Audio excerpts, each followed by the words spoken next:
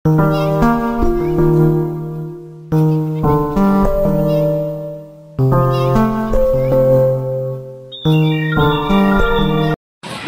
তোমরা সবাই কেমন আছো? আশা করি ভালো আছো। তো আমিও ভালো আছি। তো বন্ধুরা, আমি চলে এসেছি মণিপুর ঘাট, মণিপুর গঙ্গার ঘাটে চলে এসেছি স্নান করতে। তো আজকে নীলের উপোস, তোমরা সবাই জানো।